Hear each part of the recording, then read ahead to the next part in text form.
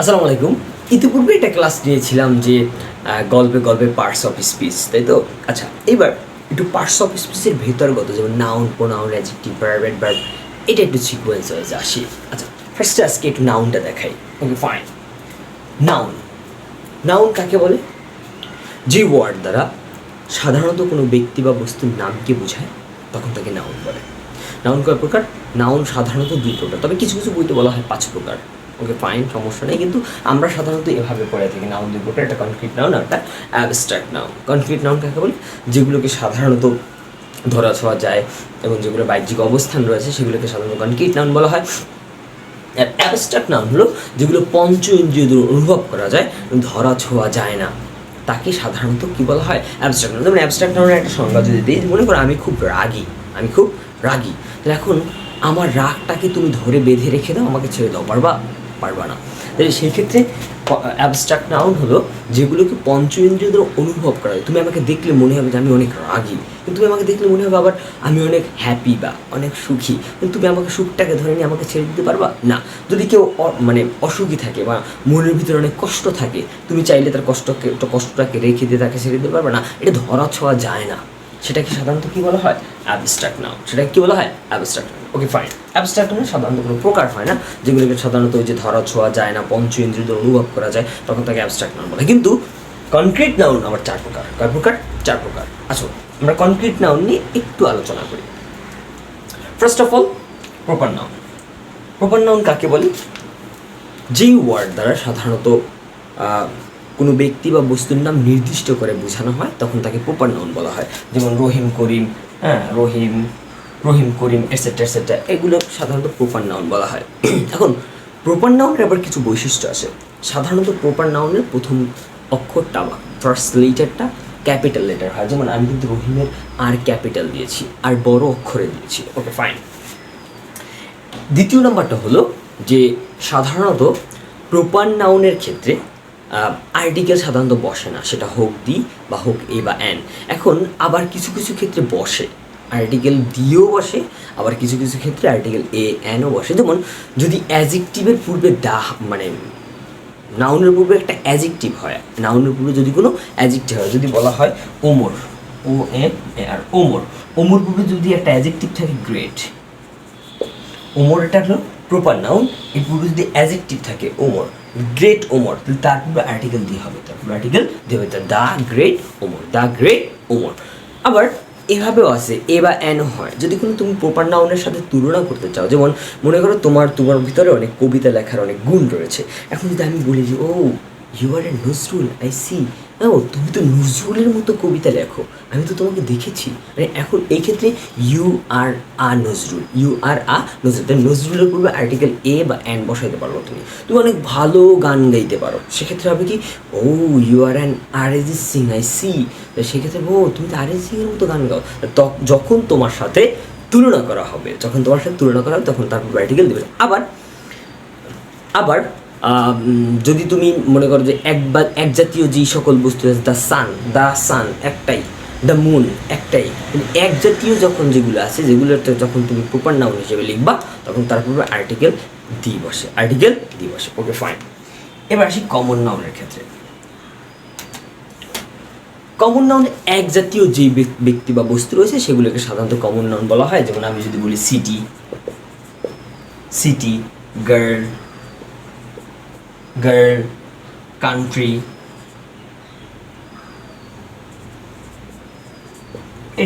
Etcetera, এটা হতে পারে যে কোনো একটা। আচ্ছা, এবার আসো কালেকটিভ নাউন। কালেকটিভ নাউনের আবার একটু কথা বলতে হবে আমাকে। সেটা হলো যখন অনেক জিনিসকে নিয়ে যখন একটা জিনিস গঠিত হয়। এখন বুঝলাম না মানে, তাই না? আচ্ছা, একটা ক্লাসে সাধারণত কয়জন স্টুডেন্ট থাকে? ধরলাম 40 বা 50 বা 60, যে কোনোটা ধরলাম। এখন 60 জন স্টুডেন্টকে নিয়ে 60টা ক্লাস হয় নাকি একটা ক্লাস হয়? 50 জন স্টুডেন্টকে নিয়ে কি 50টা ক্লাস হবে নাকি একটা ক্লাস হবে? যখন 50 জন স্টুডেন্টকে নিয়ে ক্লাস হবে একটা, তখন তোমাকে বুঝতে হবে যে তখন এটা কি কালেকটিভ নাউন, তখন সেটা কি সমষ্টিবাচক নাউন, তখন কি সমষ্টিবাচক নাউন। Okay fine. এখন সমষ্টিবাচক নাউন বা কালেকটিভ নাউনের কিছু বৈশিষ্ট্য রয়েছে, যেমন সাধারণত যদি এক জাতীয় অনেকজনকে বুঝিয়ে যদি ওইটা সাবজেক্ট হিসেবে ব্যবহৃত হয়, তখন তারপর সাধারণত ভার্বটা সিঙ্গুলার হয়। যেমন যদি বলি দ্য ক্লাস, দ্য ক্লাসের পর কি আর হবে নাকি ইজ হবে? কেন ইজ কেন হলো? কারণ ও তো কালেকটিভ নাউন, এই জন্য ইজ হয়েছে। ও কালেকটিভ নাউন, এই জন্য কী হয়েছে? ইজ হয়েছে। আবার আরও একটা নিয়ম আছে, সেটা হলো যখন কালেকটিভ নাউন, ঠিক আছে কালেকটিভ নাউন, কিন্তু যেমন একটা ক্লাসের ভিতরে একটা ক্লাস একটা, কিন্তু ভিতরে অনেক যদি গ্রুপ থাকে, যেমন নতুন কারিকুলামে তোমাদের যেমনটা ছিল যে প্রত্যেকটা গ্রুপে ভাগ হয়ে চারজন ভাগ হয়ে গিয়ে একটা কাজ করতে হবে, দলগত কাজ, দলীয় কাজ, একক কাজ, হ্যাঁ, পেয়ার অফ ওয়ার্ক, এমন যদি বোঝায়, তখন এক একটা ক্লাসের ভিতরে আবার এক একটা দল বা কমিটির, যেমন আমি যদি সিম্পলি একটা বলি যে একটা কমিটি গঠন হয়েছে, কিন্তু কমিটির যার মত অনুযায়ী সে ভেঙে চলে গেছে, তখন সেই ক্ষেত্রে কিন্তু কালেকটিভ নাউনটা কালেকটিভ নাউন থাকে না, সেটা নাউন অফ মাল্টিটিউড। যেমন আমি যদি একটা এক্সাম্পল দেওয়ার চেষ্টা করি, the union war divided into their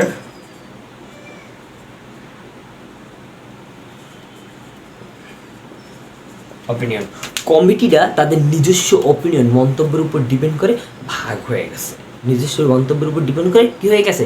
ভাগাভাগি হয়ে গেছে। তাহলে ইউনিয়ন এটা কালেকটিভ নন, কিন্তু ওই যে সবার মতামতের উপরে ডিপেন্ড করছে, সবার মতামতের উপরে ডিপেন্ড করার কারণে এখানে ভার্বটা কী হয়ে গেছে? প্লুরাল হয়ে গেছে। বুঝতে পারছি? Okay fine. এবার ম্যাটেরিয়াল নাউন সাধারণত যেটাকে গণনা করা যায় না কিন্তু পরিমাণ করা যায়, তখন সেটাকে ম্যাটেরিয়াল। যেমন রাইস বলতে পারো, রাইস বলতে পারো, দেন তুমি বলতে পারো ওয়াটার, এটসেট্রা, এগুলোই বলা হয়। আবার এগুলো তো গেল, আবার নাউনকে আবারও দুই ভাগে ভাগ করা হয়েছে। কীরকম? গণনার ভিত্তিতে। কিসের ভিত্তিতে? গণনার ভিত্তিতে। একটা হলো কাউন্টেবল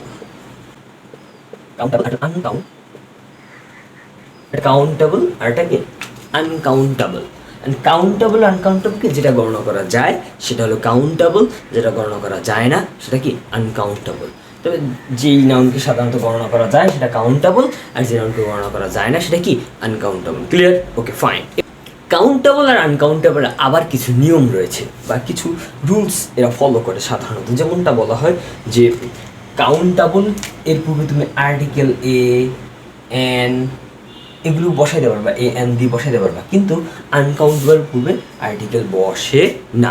আবার তুমি চাইলে কাউন্টেবলকে প্লুরাল করতে পারবা, যেমন যদি বল পেন গণনা করা যায়, পেনকে পেন্স করতে পারবা, কিন্তু রাইসকে রাইসেস করতে পারবা, ওয়াটারকে ওয়াটার্স করতে পারবা না। আবার তুমি যদি চাও কাউন্টেবল 1 2 3 4 5 1 একটা দুইটা তিনটা চারটা পাঁচটা এমন তুমি করতে পারো, কিন্তু তুমি চাইলে আনকাউন্টেবল পূর্বে বসাতে পারো 1 ওয়াটার 2 ওয়াটার এগুলো বসাতে পারবা না, তাই সেক্ষেত্রে আর্টিকেল হয় না। আবার দেখবা যে কাউন্টেবল যেগুলোকে কাউন্ট করা যায় ওর পূর্বে আ ফিউ হয়, আ ফিউ, কিন্তু আনকাউন্টেবল আবার ফিউ হয় না, তখন হয় আ লিটল। কি হয়? A little. আবার দেখবা যে যদি বলি যে মেনি হয়, কাউন্টেবল মেনি, কিন্তু এক্ষেত্রে হবে কি মাছ। আনকাউন্টেবল কি হবে? মাছ। আবার যদি তুমি বলো সামটা আবার দুইটার ক্ষেত্রেই ব্যবহৃত হয়।